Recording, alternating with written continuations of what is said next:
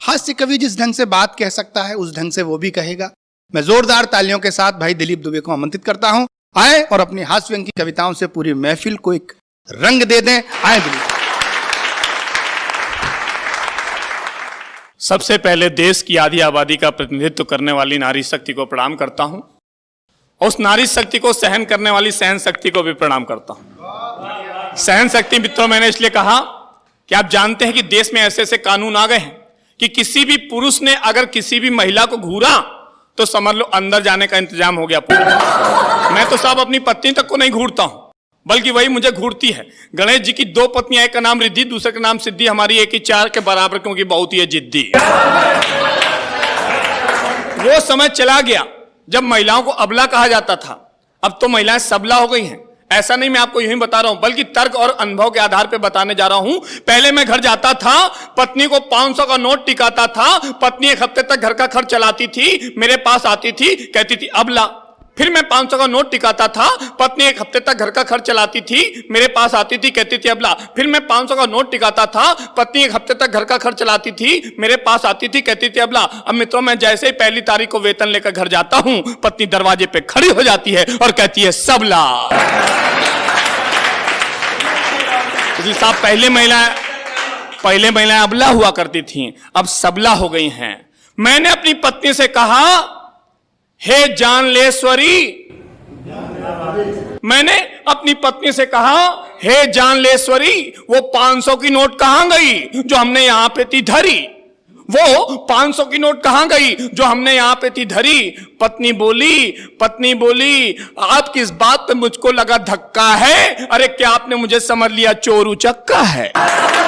आप किस बात पे मुझको लगा धक्का है? क्या आपने मुझे समझ लिया चोर उचक्का है? अरे मैं आपकी तरह कोई गलतफहमी नहीं पालती हूं, मैं आपकी तरह कोई गलतफहमी नहीं पालती हूं। अरे जब भी मुझे पैसे की जरूरत होती है तो मैं चोरी नहीं करती, डंके की चोट पे डांका डालती हूं। मैं चोरी नहीं करती, डंके की चोट पर डांका डालती हूं। मेरे ऊपर तो मां लक्ष्मी का है विशेष आशीष, मेरे ऊपर तो मां लक्ष्मी का है विशेष आशीष। अरे ये लो अपने पैसे 130। पत्नी बोली, ये लो अपने पैसे 130। मैंने खिसिया कर कहा, अरे बाकी का क्या जीएसटी लगाया है? वो बोली, वो तो हमने 370 को हटाया है। वो तो हमने 370 को हटाया। आप जब देखिए साहब, मैंने एक जगह देखा साहब, संतोष भाई, एक जगह जो है कवि जो हेलमेट लगा के कविता पढ़ रहा था। मैंने कहा हेलमेट लगा के, बोला कहीं चालान कर सकता है इसलिए हेलमेट लगाया। हमने कहा क्या चल रहा है? बोले हम कवि सम्मेलन चला रहे हैं इसलिए कहीं हमारा चालान ना काट दिया जाए। देखिए साहब, रचना देखता हूं आजकल जितनी पुलिस विभाग जितना चुस्त दुरुस्त है, रचना देना चाहता हूं, आशीर्वाद चाहूंगा, सुनिएगा। कि एक आदमी साइकिल के कैरियर पर पानी की मोटर बांधे हुए जा रहा था। एक आदमी साइकिल के कैरियर पर पानी की मोटर बांधे हुए जा रहा था और बड़ी मस्ती में अनूप जलोटा का गाया हुआ यह भजन गा रहा था कि कोई रोके नहीं, कोई टोके नहीं। तभी एक पुलिस वाले ने उसको रोका, फिर टोका, उसके बाद ठोका। तभी एक पुलिस वाले ने उसको रोका, फिर टोका, इसके बाद ठोका। बोला एक तो सड़क पर गाना गा रहा है और दूसरा बिना हेलमेट के वाहन चला रहा है। एक तो सड़क पर गाना गा रहा है, दूसरा बिना हेलमेट के वाहन चला रहा है। वह बोला, पुलिस जी, कहीं साइकिल चलाने में भी हेलमेट लगाया जाता है? कहीं साइकिल चलाने में भी हेलमेट लगाया जाता है? कहीं साइकिल चलाने में हेलमेट लगाया जाता है? अरे मुझको लगता है तू बिल्कुल है गधा। पहले यह बता कि तेरी साइकिल के कैरियर पे क्या है बंधा? वह बोला मोटर। पुलिस वाला बोला तू क्या चला रहा है? बोला साइकिल। बोला कुल मिला के हो गया ना मोटर। बोला कुल मिला के हो गया ना मोटरसाइकिल। अब जल्दी से अपना चालान कटवा ले, या फिर कुछ ले दे के मामले को यहीं पे निपटा ले, या फिर कुछ ले दे के मामले को यहीं पे निपटा ले। नहीं तो अभी दरोगा जी आएंगे तो तुमसे सीट बेल्ट भी बंधवाएंगे।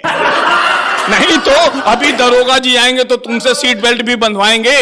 वह बोला यह तो सरासर नाइंसाफी है। पुलिस वाला बोला, अरे दंड वसूलने के लिए मेरा डंडा ही काफी है, दंड वसूलने के लिए मेरा डंडा ही काफी है।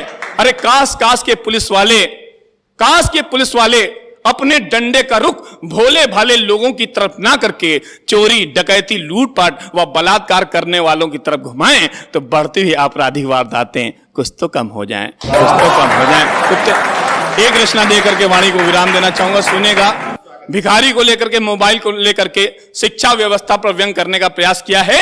सीधे सीधे आपको रचना से जोड़ता हूं कि एक कार वाले ने जैसे ही कार का शीशा चढ़ाया, एक भिखारी ने तुरंत अपना हाथ बढ़ाया। एक भिखारी ने तुरंत अपना हाथ बढ़ाया। भिखारी का अपना अलग स्टाइल था, उसके हाथ में 4G मोबाइल था। भिखारी का अपना अलग स्टाइल था, उसके हाथ में 4G मोबाइल था। कार वाले से बोला, भगवान आपका भला करे, आप जिए हजारों साल, मोबाइल रिचार्ज कराना है, सिर्फ 11 रुपए का है सवाल। मोबाइल रिचार्ज कराना है, सिर्फ 11 रुपए का सवाल। कार वाले ने सोचा, अरे आज के इस दौर के आदमी का कितना बदल गया स्टाइल है। अरे खाने को रोटी हो ना हो पर हाथ में, खाने को रोटी हो ना हो पर हाथ में मोबाइल है। भिखारी से बोला, तू तो हट्टा कट्टा नौजवान, कहीं से भिखारी नहीं लगता है, जाना पहचाना दिखता है, लगता मैंने तुझे पहले कहीं देखा है। भिखारी बोला, इंटरनेट पे मेरा प्रोफाइल और पूरा डेटा है। भिखारी बोला, इंटरनेट पे मेरा प्रोफाइल और पूरा डेटा है, और मुझको भी लगता है आप मेरे फेसबुक वाले फ्रेंड हैं। मुझको भी लगता है कि आप मेरे फेसबुक वाले फ्रेंड हैं। शायद हमने आपको कई मैसेज भी किए सेंड है, शायद हमने आपको कई मैसेज भी किए सेंड हैं, और अपना तो चलता है बस यही सिलसिला, जो दे उसका भला और जो ना दे। अपना तो चलता है बस यही सिलसिला, जो दे उसका भला, जो ना दे उसका भला। कार वाला बोला, क्यों तुम भिखारियों को कर रहे हो बदनाम। कार वाला बोला, अरे क्यों तुम भिखारियों को कर रहे हो बदनाम, अगर पढ़े लिखे होते तो इस तरह का ना कर रहे होते काम। भिखारी बोला, क्या आप समझते हैं, भिखारी बोला, क्या आप समझते हैं, अरे हम कम पढ़े हैं, अरे अभाव के कारण हम आपके सामने इस तरह खड़े, अभाव के कारण हम आपके सामने इस तरह खड़े हैं। और भिखारी का दर्द आपके दिल को छू जाए तो दर्शकों से अनुरोध है, एक बार जो मुझे आशीर्वाद जरूर दीजिएगा, जो लोग टीवी देख रहे हैं, इस चैनल को देख रहे हैं। भिखारी बोला, क्या आप समझते हैं हम कम पढ़े हैं, अरे अभाव के कारण हम आपके सामने इस तरह खड़े हैं। अरे डिग्रियां हासिल करने में जब लाखों की हो गई उधारी, तब मैं हो गया भिखारी।